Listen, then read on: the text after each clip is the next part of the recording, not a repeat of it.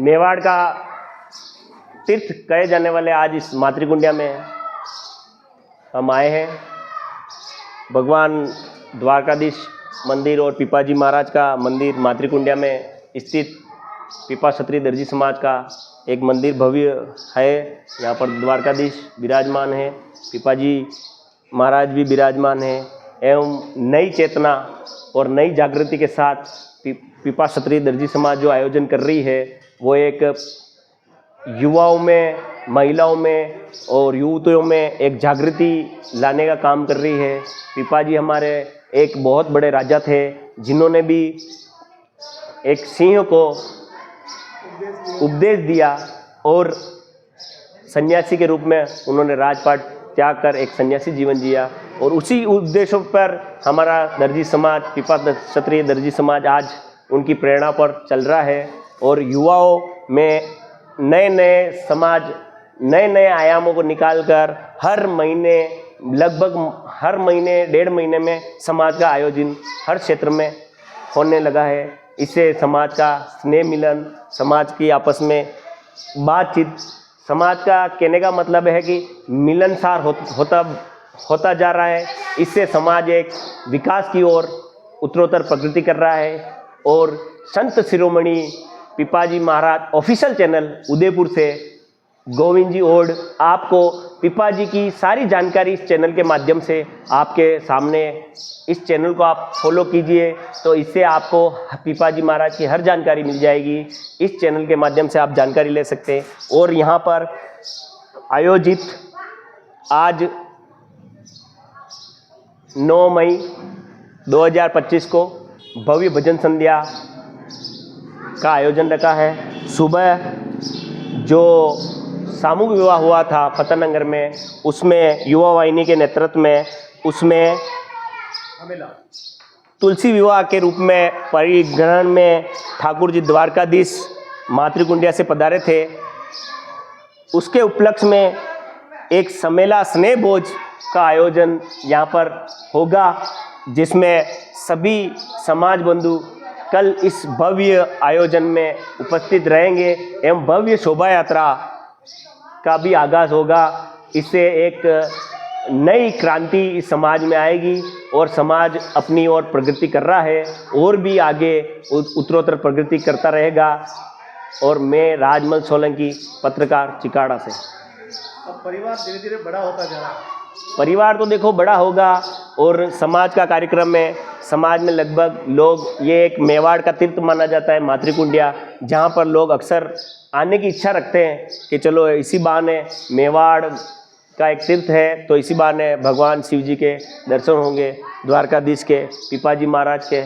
और यहाँ पर बहुत ही मंदिर बने हुए हैं तो उनके भी दर्शन होंगे। जैसे झूला है उसके भी लोग इच्छुक दर्शन करते हैं और उस झूले पर देखते हैं, आना जाना करते हैं। और एक दर्शनीय स्थल है हमारा मेवाड़ का एक तीर्थ, हरिद्वार कहते हैं इसको और इस नाम से भी जाना जाता है, चित्तौड़ जिले में स्थित होने से। नज़र से अगर आप देखें तो मुझे लगता है कि आलोचनाएं समाज में ज़्यादा वृद्धि करती है विकास में। देखो आलोचनाएं तो होती रहेगी, आलोचना से तो कोई होने वाला है नहीं। और जब पक्ष होगा तो उसके सामने विपक्ष होना बहुत जरूरी है। पक्ष से अकेले एक एक काम करता रहेगा तो विपक्ष कुछ काम नहीं कर पाएगा, तो विपक्ष होना जरूरी ताकि पक्ष वाला समझकर काम करेगा। विपक्ष नहीं होगा तो पक्ष वाला अपनी मनमर्जी से काम करेगा, पर विपक्ष होने के साथ पक्ष स्वयं सोच समझकर हर कार्य को करेगा। तो इसमें आज की जो क्रांति है उसमें पक्ष और विपक्ष होना बहुत जरूरी है, जिससे नए विकास, नए आयाम जो भी होते हैं वो एक पक्ष विपक्ष से जुड़कर ही जो देश में आज जैसे मोदी जी जो कर रहे हैं देश के लिए, मोदी जी जिन्होंने आज देश के लिए जो भावनाएं, जो देश राष्ट्र हित में एक 15 मिनट के लिए लाइट बंद करना, वो भी एक नई चेतना मोदी जी ने जागृत की। जैसे कोरोना काल में बर्तन बजाना, दीपक लगाना, ऐसी नई चेतना मोदी जी ने ली और पूरे देश ने उसकी एक बात को एक झटके में मान ली।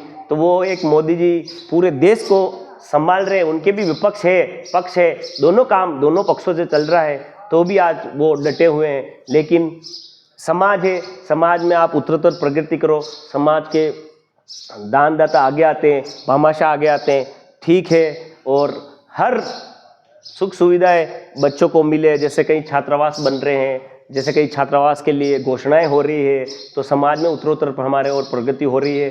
समाज ऐसा ही उत्तरोत्तर प्रगति करता रहे, यही हम द्वारकाधीश भगवान पिपाजी महाराज से यहाँ आशीर्वाद लेते हैं कि हमारा समाज ये जो कार्य में लगे हुए हैं वो कार्य पूर्ण रूप से होते रहे समाज के। जितनी प्रतिस्पर्धाएं बढ़ रही है, आप सोचते हैं कि विकास जितना और तेज होगा?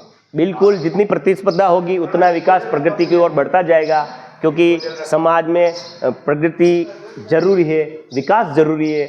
समाज विकास पर और युवा सोच, युवा नेतृत्व, जब तक युवा भी इसमें समाज के कार्यक्रमों में भागीदार बनेंगे तो उतना ही युवा, बुजुर्ग, वरिष्ठ कार्य है, वरिष्ठ जन जो है हमारे, वो हमारा मार्गदर्शन करके इस आयोजन को सफल बनाने में पूर्ण रूप से अपना सहयोग करते हैं। भामाशाह उस आयोजन में अपना योगदान देते हैं और उस कार्य को हम सुचारू रूप से युवा जो भी तन मन से जुड़े हुए हैं, जैसे मनोहर जी गोयल के नेतृत्व में ये कार्यक्रम हो रहा है, एक संपूर्ण मेवाड़ पिपा क्षत्रिय दर्जी समाज के मातृकुंडिया के चोकला अध्यक्ष मनोहर जी गोयल, जो इस मंदिर निर्माण में बहुत ही समाज के, इनकी कार्यकारिणी को भी बहुत बहुत धन्यवाद कि इन्होंने आज यहाँ पर एक कीर्तिमान इमारत खड़ी कर रखी है, क्योंकि इनकी टीम, पूरी टीम, मातृकुंडिया की पूरी टीम लग के आज ये इमारत आपके सामने मातृकुंडिया जैसे तीर्थ में आज स्थापित है। तो अपन गर्व करते हैं कि हमारा भी समाज का एक मंदिर जो मेवाड़ का हरिद्वार कहे जाने वाले मातृकुंडिया में बना हुआ है, तो अपन गर्व करते हैं कि हमारा समाज का भी वहाँ पर हम एक रुकने का अपने स्थान, वो इनकी कार्यकारिणी पूरी टीम आज इसके लिए भी और भी समर्पित है। आने वाले समय में भी बहुत उत्कृष्ट कार्य करेगी इनकी टीम, और अभी भी जो इमारत खड़ी कर रखी है वो एक लाजवाब इमारत है। पिपा पुत्रों का क्या रुझान आपने देखा है? 3 तरह के समाज है या 4 तरह के हैं, उनमें क्या रुझान आपने देखा है अभी तक?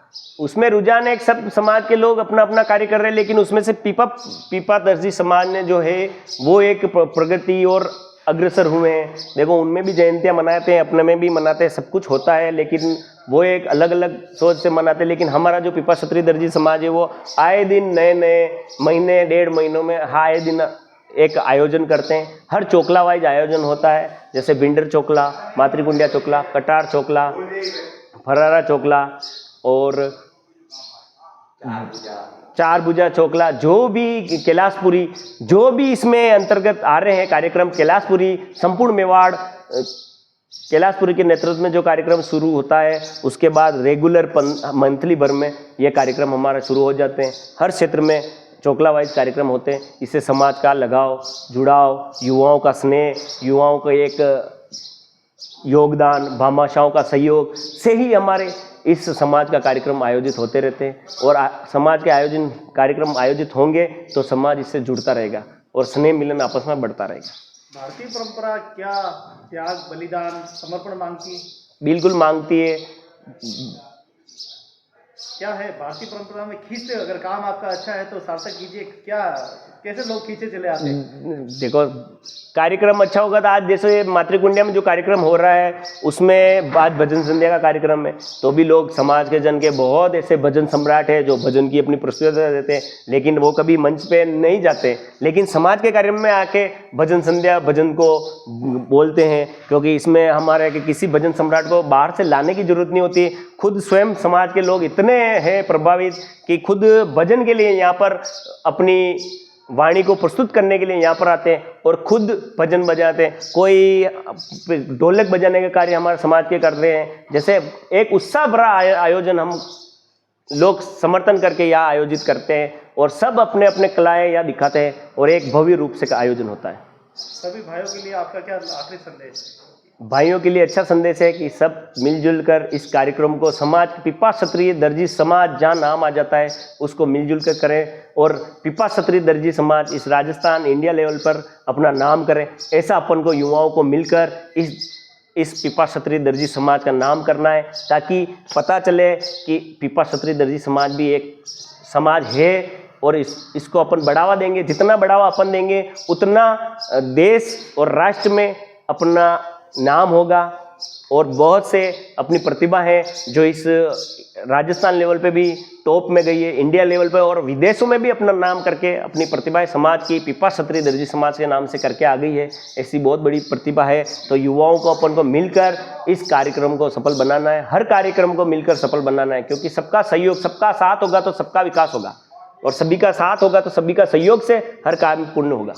और किसी समाज बंधु के पास कोई भी पीपा जी की कोई ऐसी पौराणिक गाथा है, वो उनको याद हो तो लिखकर आप मुझे भेज सकते हैं, क्योंकि संत शिरोमणि पीपाजी महाराज ऑफिशियल चैनल के माध्यम से हर समाज बंधु के पास समाज की वो गाथा जानी चाहिए कि पीपाजी क्या थे, पीपाजी ने क्या इतिहास रचा था, पीपाजी अपने आराध्य देव आज उनको हम मान रहे हैं, तो उन्होंने कैसे कैसे राजा रहते हुए क्या क्या योगदान दिए इस देश में, तो उनका भी, और भगवान द्वारकाधीश से तो पीपाजी महाराज मिले हैं, तो वो भी एक बहुत अपने लिए समाज के लिए गौरव की बात है कि द्वारकाधीश साक्षात भगवान ने दर्शन किए और उनसे भेंट की।